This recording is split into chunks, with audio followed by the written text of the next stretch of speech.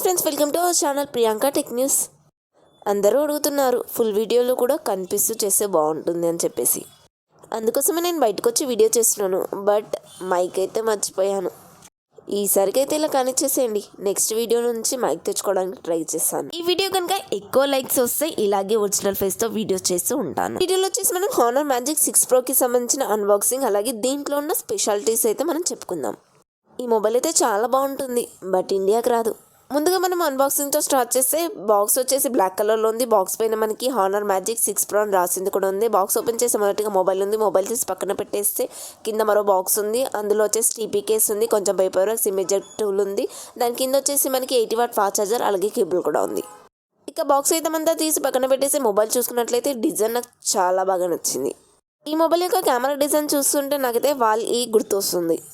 Specs పరంగా ఈ mobile అయితే ఫ్లాగ్షిప్ రేంజ్ మొబైల్ అనే చెప్పాలి. వాటితో పాటు ఈ మొబైల్లో ఇచ్చిన అదనపు ఫీచర్స్ అయితే ఇంకా ఈ మొబైల్లోనూ కనిపించవు. మొదటిగా వచ్చేసి ఈ మొబైల్కి సంబంధించిన బ్యాటరీ గురించి చెప్పుకోవాలి. ఇది వచ్చేసి సెకండ్ జెన్ సిలికాన్ కార్బన్ బ్యాటరీ అయితే ఇందులో వాడారు. ఈ బ్యాటరీ స్పెషాలిటీ ఏంటంటే ఏ వెదర్ కండిషన్లో అయినా కూడా ఛార్జింగ్ అయితే తొందరగా డ్రాప్ అవ్వదు. దీన్నైతే హానర్ వాళ్ళు స్పేస్లోకి పంపించి మరీ టెస్ట్ అయితే చేశారు. ఈ ఫోన్ అయితే -20°లో కూడా ఫోన్ స్విచ్ ఆఫ్ అవ్వకుండా అలాగే కిందికి వచ్చేసింది. అన్బాక్సింగ్ థెరపీ అనే యూట్యూబర్ కూడా ఈ మొబైల్ని శాంసంగ్తో అయితే టెస్ట్ చేశారు.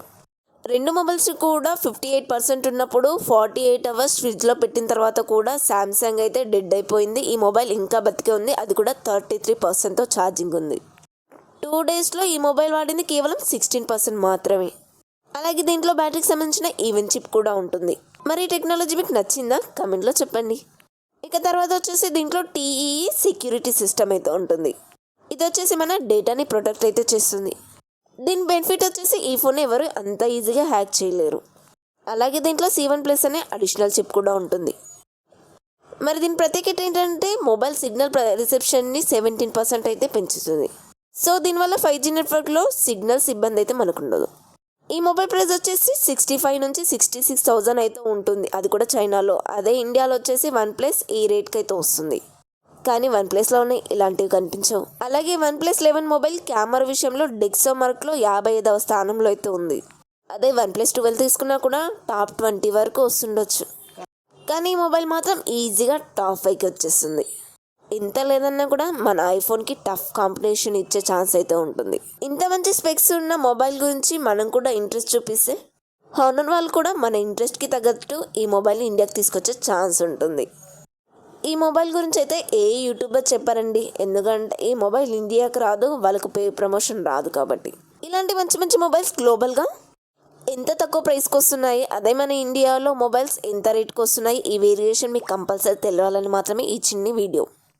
అలాగే మన ఛానల్ని కొత్తగా ఎవరైనా చూస్తున్నట్లయితే ప్లీజ్ సబ్స్క్రైబ్ చేసుకోండి. ఇక ఈ మొబైల్లో మరొక స్పెషాలిటీ ఏంటంటే ఈ మొబైల్ యొక్క కెమెరాస్.